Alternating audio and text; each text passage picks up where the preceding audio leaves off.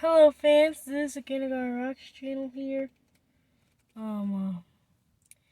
Today we're going to start our new chapter story, which is a very long story. Literally it takes an hour to read a story. In my mind, it takes an hour to read a story. Well, anyways, today's book is called The Best Christmas Pageant Ever by Barbara Robinson. Chapter 1. The Herdmans were absolutely the worst kids in the history of the world. They lied and stole and smoked cigars. Even the girls and talked dirty and hit the little children and cursed their teachers out and took the name of the Lord in vain and set fire to Fred's shoemaker's old broke-down tool house. The tool house burned right down to the ground, and I think that surprised the Herdmans.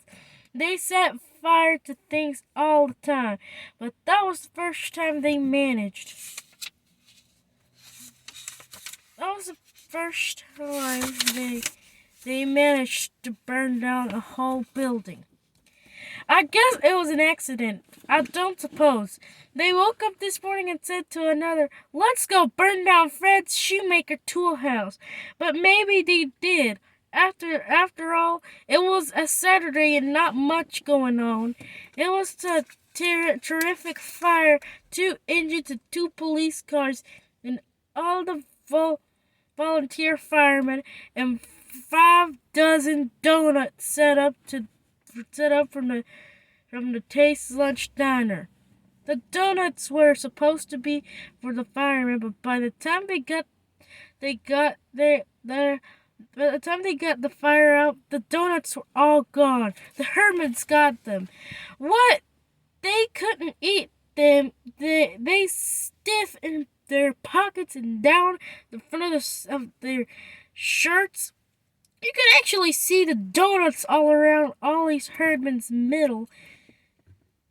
I couldn't understand why the Herdmans were hanging around the scene of the crime. Everybody knew the whole thing was their fault, and you'd think they'd have the brains to get out of sight. One fireman even Claude Herdman and said, Did you could start this fire smoking cigars in that tool house?" But Claude just said, "We weren't smoking cigars," and they weren't. They were playing with Leroy Herdman, young Einstein chemistry set, which he stole from the hardware store, and that was how they started the fire. Leroy said so. "We mixed all the little powders together," he said, and proud.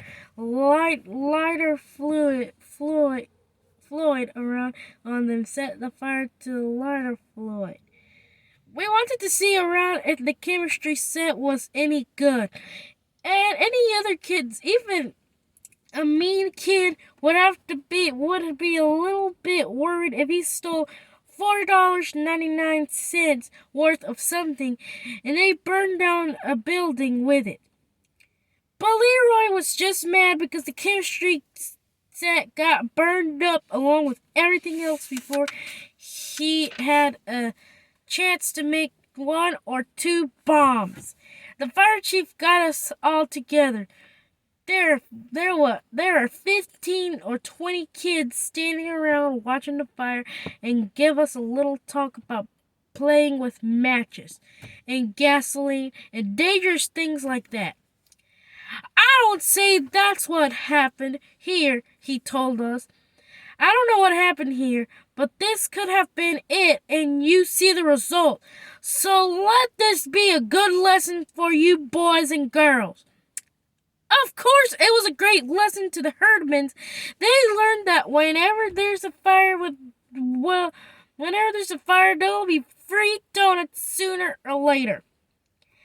I guess things would have been different if they'd burned down say the Second Presbyterian Church instead of the tool house, but the tool house was about to fall down. Anyways, all the neighbors have pestered Mr. Shoemaker to do something about it, because it took so awful and was sure to bring rats. So everybody said the fire was a blessing and disuse. And even Mr. Shoemaker said if it was a relief. My father said it was the only good thing the Hermans ever did, and if they knew it was a good thing, they wouldn't have done it at all. They would have set fire to something else, or somebody.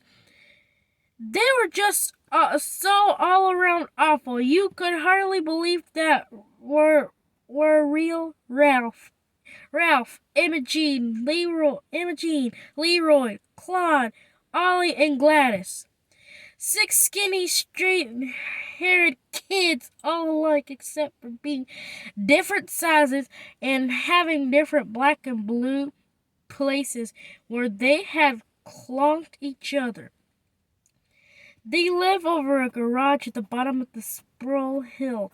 Nobody used the garage anymore, but the Herdmans used to bang the door up and down just as fast as they could and try to squash one another. That was their idea of a game. Where other people had grass in the front yard, the Herdmans had rocks, and where other people had hydrogen bushes, the Herdmans had poison ivy. There was also a sign in the yard that said, "Beware of the cat." New kids always laughed about that till they got a look at the cat. It was the meanest looking animal I've ever saw. It had one short leg and a broken tail and one missing eye, and the mailman wouldn't deliver anything to the Herdmans because of it. "I don't think it's a regular cat at all," the mailman told my father. "I think those kids went up in the hills and caught themselves a bobcat." "Oh, I don't think you can tame a wild bobcat," my father said. "I'm sure you can't," said the mailman. "They'd never try to tame it. They just try to make it wilder than it was to begin with. If that was their plan, it worked. The cat would attack anything it could see out of its one eye. One day, Claude Herdman emptied the whole first grade in 3 minutes flat when he took the cat to show and tell. He didn't feed it for 2 days, so it was already mad, and then he carried it to school in the box. When he opened the box, the cat shouted out, "Right straight up in the air," people said. It came down on the top blackboard ledge and crawled 4 big, long scratches all the way down the blackboard. Then it just tore around all over the place, scratching little kids and shedding fur and scratching books and papers everywhere. The teacher, Mrs. Brandle, yelled for everybody to run out in the hall, and she pushed the coat over her head and grabbed a broom and tried to corner the cat.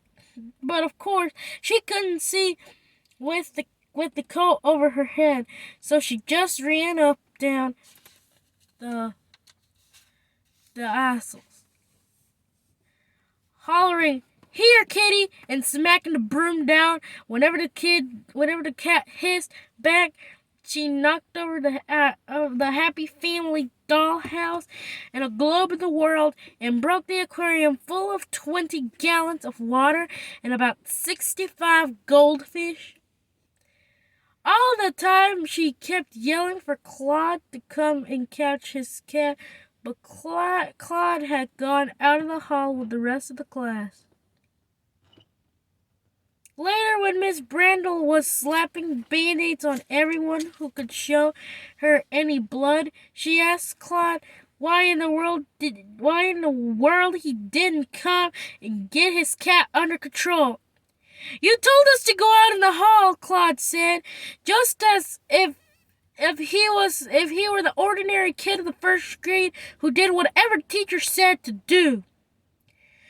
The cat settled down a little bit once it got something to eat. Most of the goldfish and Ramona Brilliant's two pet mice that she brought to show and tell.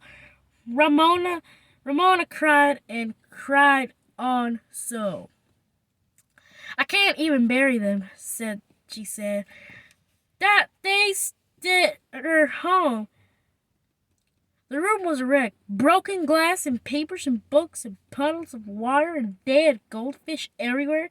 Miss Brandle was sort of a wreck, too, and most of the first grade was hysterical, so somebody took them outdoors and let them have recess for the rest of the day. Claude took the cat home, and after that, there was a rule that you couldn't bring anything alive to show and tell.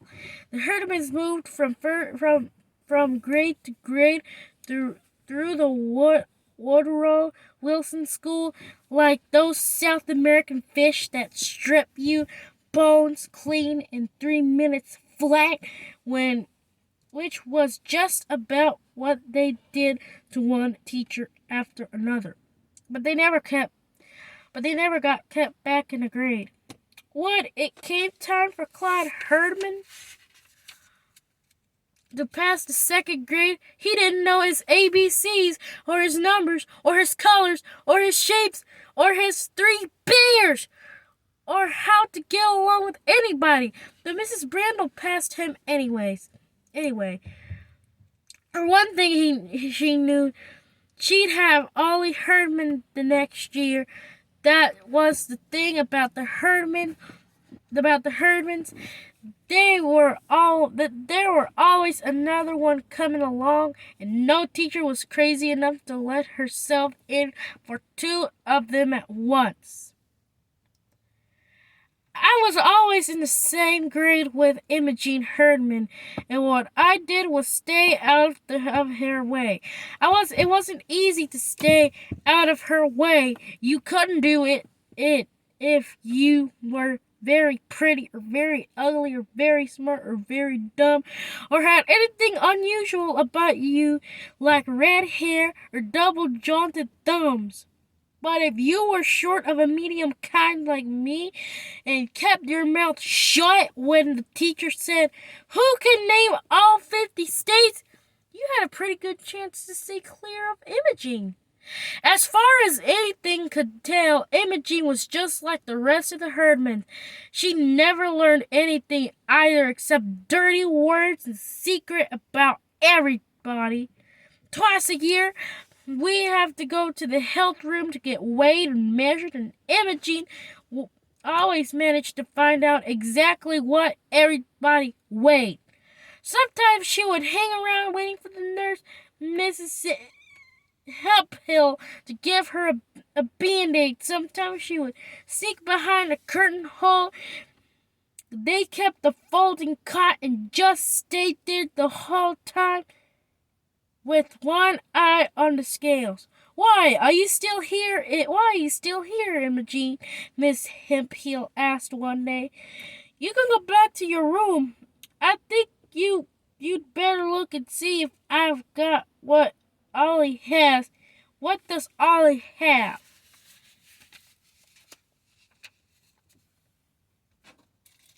Imogene struggled. We don't know. Red spots all over." So yeah, that was part 1 of chapter 1. We hope to finish chapter 1 in the next video. So, thank you very much for joining us for the best Christmas pageant ever. It's a long book, so we're starting it right now, so that way we don't have to end up rushing through it during Christmas. So, hope you enjoyed today's video. Have a good day.